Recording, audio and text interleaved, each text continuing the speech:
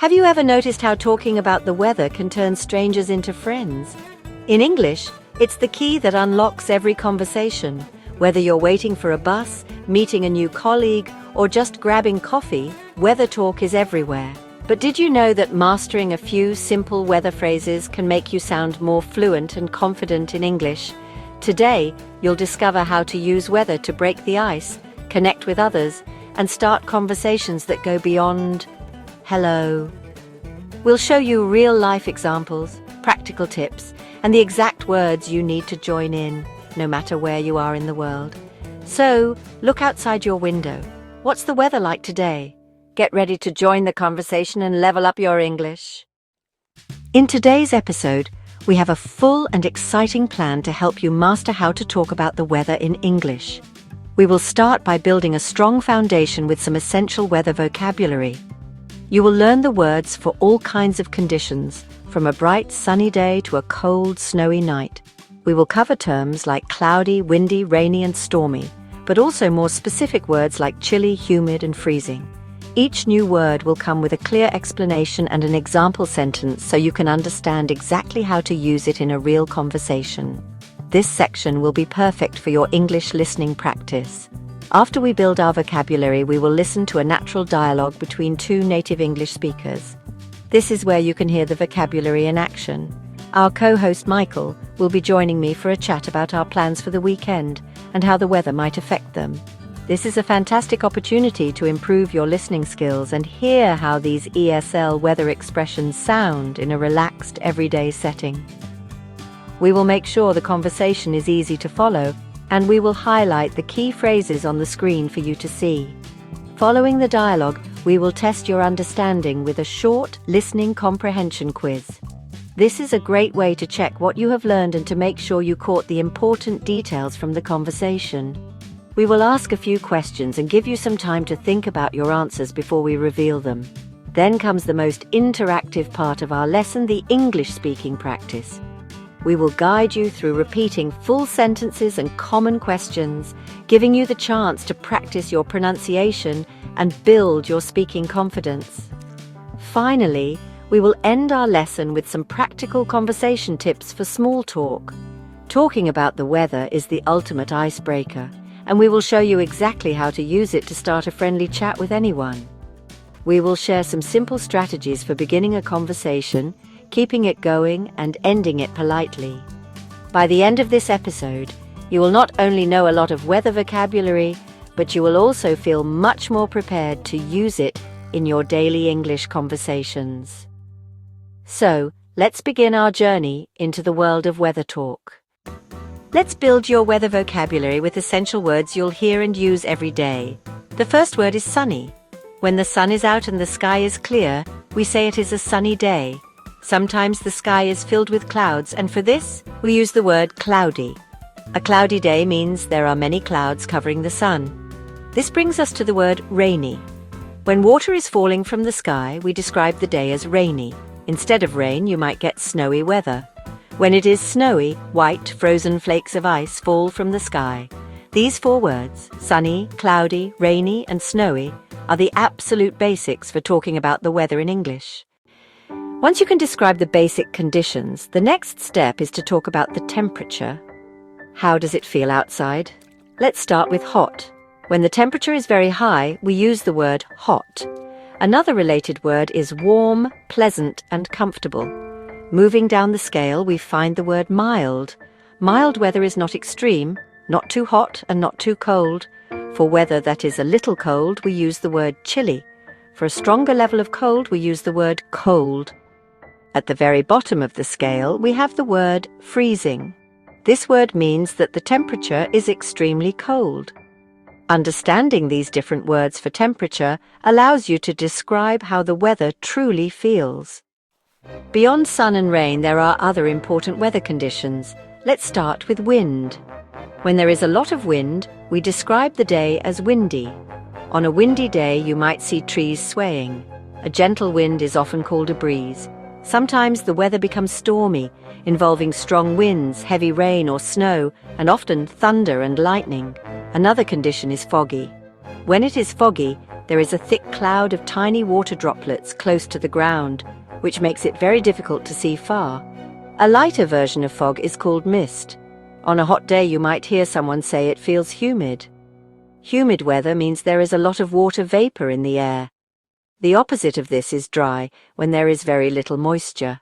Hey Michael, how are you doing today? I was just thinking about the weekend and hoping to get outside. It feels like it's been a while since we've had some really nice weather. This week has been so grey and a little bit chilly. I'm really hoping for some sunshine. Do you have any plans coming up for Saturday or Sunday? I am trying to come up with some fun ideas, but everything depends on whether the sun decides to show up. It would be a shame to waste a weekend indoors if the weather is finally good. Hi, Rachel. I'm doing great, thanks. I was thinking the exact same thing. I'm getting a little tired of this cloudy weather we've been having. It makes everything feel a bit gloomy, doesn't it? I'm really hoping to go for a long hike on Saturday. There's a beautiful trail up in the mountains that I've been wanting to explore, but it's no fun if it's rainy or too cold. My perfect weekend involves being outdoors, maybe having a picnic. What about you? Were you thinking of anything specific? Maybe a trip to the beach if it gets warm enough? A hike sounds fantastic. I'd love to do something like that. The beach is a great idea too, but I'm not sure it will be that warm. I checked the forecast this morning and it didn't look very promising, unfortunately. It said we might get some sun, but there was also a chance of rain later in the day. It's so unpredictable at this time of year. One minute it's bright and sunny, and the next you see dark clouds rolling in. I always carry an umbrella just in case, but I'd rather not have to use it during my weekend. Oh, that's a bit disappointing to hear. I was really hoping for a clear, sunny weekend. I guess we'll have to wait and see what the updated forecast says tomorrow. I agree, that's the problem with this season. The weather can change so quickly. Remember last weekend? It was supposed to be mild and perfect for a walk, but then it suddenly became so windy and cold in the afternoon we had to cut our walk short. I'm keeping my fingers crossed that this weekend will be different and we get lucky with the conditions for once. Looking forward to it. Sounds like a plan. I'll check the forecast again before we go. Agreed. An early start gives us the best chance for good weather. Even if it's a bit cold, we'll warm up hiking. The main thing is to stay safe and dry. Let's be optimistic. Maybe the rain will hold off until evening. Early is best. The air's fresh and we'll avoid the rain. I'll bring extra layers in case it's chilly. If the morning is clear, that mountain hike you mentioned sounds great. What time were you thinking? Good call. I hadn't heard about the storm. We should definitely plan for earlier in the day. I'm hesitant to make plans. The forecast says it might get humid Saturday and there's a storm coming Sunday night. And if not, we'll enjoy some art. Fingers crossed for sun. I'll text you Friday after checking the forecast. I'm excited. It's good to have a plan, rain or shine. Agreed. Either way, we'll have a great weekend. If it's snowy, we'll cancel. Safety first. Perfect. Hike if it's nice, museum if it's not. I'll check trail conditions too. So early hike Saturday. I'll bring snacks and water and check the forecast Friday night. If it looks rainy, how about the new art museum as plan B? Let's check your understanding with 5 quick questions about the conversation. Question 1. What was Rachel's main concern about the weekend weather? Too hot, too windy, or too rainy? Question 2. What activity did Michael want to do on Saturday? Swimming, picnic, or hiking? Question 3. What did the forecast predict for Sunday night? Foggy, stormy, or freezing? Question 4. What was their backup plan if the weather was bad? Movie, art museum, or visit a friend? Question 5. What did Michael say he'd do on Friday evening? Call Rachel, check trail conditions, or pack his bag? Think about your answers. Ready to see how you did? Let's review the answers. 1. Rachel was worried it would be too rainy. 2. Michael wanted to go for a hike in the mountains. 3. The forecast predicted it would be stormy Sunday night. 4. Their backup plan was to go to an art museum. 5. Michael said he'd check the trail conditions online and text Rachel Friday evening. How did you do? If you got most right, great job. Keep practicing. Reviewing helps you improve. Time to practice speaking. Repeat each sentence after me. It's a beautiful sunny day. It was sunny this morning, but it's getting cloudy now. It's really pouring outside. It's a bit chilly today, isn't it? Make sure you wear a coat. It's freezing outside. The weather is so mild and pleasant today.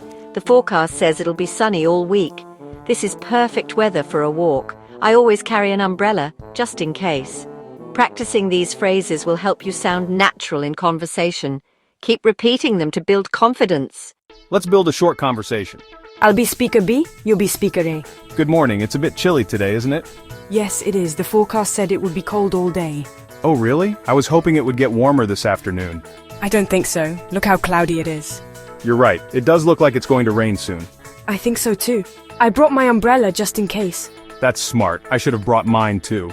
Well, have a good day. You too. Stay warm. Practicing conversations like this helps you become more fluent and confident. Now that you have the vocabulary, let's talk strategy. How do you use weather to start a conversation? The easiest way is to comment on the current weather. If it's a beautiful day, say, "It's a beautiful day, isn't it?" Expressing a strong feeling also works. On a hot day, sigh and say, "Wow, I can't believe how hot it is today." Connect the weather to a shared experience. Ask, "Are you enjoying this lovely weather?" Finally, mention the forecast. Say, "I heard it's going to be sunny all weekend." This moves the topic to plans and hopes, a key part of English conversation. Starting a conversation is the first step, but knowing how to keep it going is just as important. Ask follow-up questions to show you're listening. Share brief, related personal stories to build rapport. Avoid one-word answers. Add detail to keep the conversation flowing. When ending the conversation, use a closing phrase like, "It was nice talking to you." A friendly smile and wave leaves a good impression, making future chats more likely. Before you go, stay with us. There are still some powerful tips and a quick recap coming up that you won't want to miss. And you have done an amazing job today. Let's take a moment to quickly recap everything we have learned so you can feel confident about what you have achieved. We started our journey by building a strong foundation of essential weather vocabulary. You learned the words to describe a wide range of conditions, from a beautiful, sunny day to a dark and stormy night. We also covered the important words for temperature, giving you the ability to describe if it feels hot, pleasantly mild, or absolutely freezing.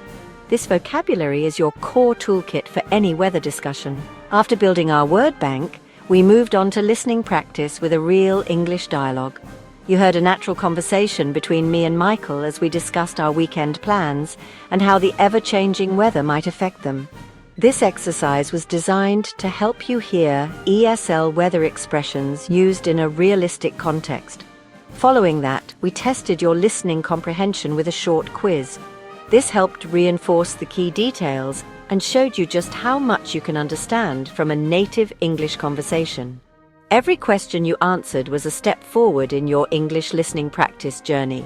Next, we focused on the most active part of learning English speaking practice. You had the chance to repeat useful phrases and full sentences, copying pronunciation and intonation to sound more natural. We even practiced a mini conversation together, allowing you to experience the back and forth flow of real small talk. This speaking practice is so important for building the confidence you need to use your new skills in the real world. Remember, the more you speak, the more natural and automatic it will become. You are well on your way to mastering daily English. Finally, we tied everything together with practical conversation tips for small talk. We explored simple and effective ways to start a conversation about the weather, how to ask follow-up questions to keep it going, and how to end it politely and naturally. These strategies are the secret to turning your vocabulary knowledge into successful social interactions. You now have a complete guide, from the first word to the final goodbye, for how to talk about the weather in English. You should be very proud of all the new skills you have developed in this single lesson. Congratulations on completing this comprehensive lesson on how to talk about the weather in English. Your dedication to improving your skills is truly inspiring. But remember, the learning process does not stop here. The key to fluency is consistent practice. We encourage you to take what you have learned today and use it. The next time you see a neighbor or a colleague, try starting a small conversation about the weather. Use a tag question like, "It's a bit windy today, isn't it?" and see what happens. Each small conversation is a victory for your English skills. We would absolutely love to hear from you and continue the conversation in the comments section below this video. This is a fantastic way to practice. Tell us, what is the weather like in your city or town today? You can use some of the new vocabulary you learned, such as chilly, humid, or mild. Reading comments from other learners around the world is also a great way to see how weather vocabulary is used and to connect with a global community of English students, just like you. It's a safe and supportive space to practice your writing. If you found this lesson helpful and want to continue learning with us, please consider supporting our channel. The easiest way to do that is by giving this video a like. It really helps our podcast reach more learners. And if you have not done so already, please hit the subscribe button and turn on the notification bell. That way you will never miss a new episode filled with English listening practice, speaking tips, and useful vocabulary for daily English. We have so many more topics planned to help you on your journey to fluency. Finally, if you know someone else who is learning English and might find this lesson on weather expressions useful, please share it with them. Sharing is a wonderful way to help a friend and to help our community grow. Thank you so much for joining us today for this episode of the Learn and Talk English podcast. We are so happy you chose to spend your time with us. Keep practicing, stay curious, and we look forward to seeing you in our next lesson. Goodbye for now.